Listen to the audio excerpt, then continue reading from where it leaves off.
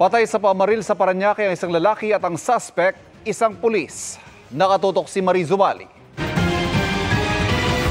Nadatna ng mga pulis ang 27 anyos na si Neil Wong na nakabulagta na sa bangketa ng C5 Extension sa Barangay San Dionisio, Parañaque.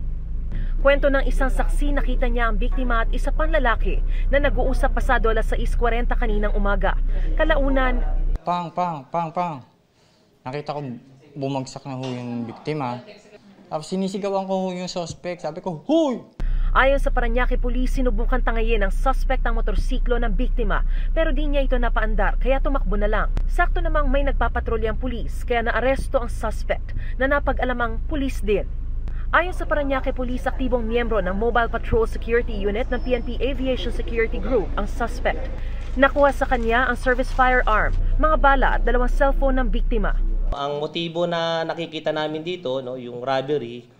Hindi nagpaunlak ng panayam ang mga kamag-anak ng biktima pero lumalabas na naroon siya dahil nasiraan daw ng motorsiklo. Itinanggi naman ng suspect ang paratang. Bigla niya akong binato, out of nowhere. Kala ko hindi niya sinasadya.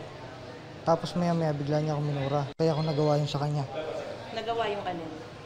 Ayun, nung binaril ko siya. Humihingi ako ng tawad sa lahat ng kaanak, sa mga magulang, tsaka sa mga mahal niya sa buhay. Kakasuhan ng Parañaque Police ang suspect ng robbery with homicide. Tinitingnan din daw nila kung sangkot ba siya sa iba pang mga insidente ng agaw motor habang nagpapatuloy daw ang operasyon ng mga pulis para mahuli ang posibleng kasabwat nito. Para sa GMA Integrated News, Mariz Umali, nakatutok, 24 oras.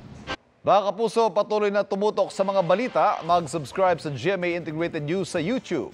Sa mga kapuso abroad, samahan niyo kami sa GMA Pinoy TV at www.gmanews.tv.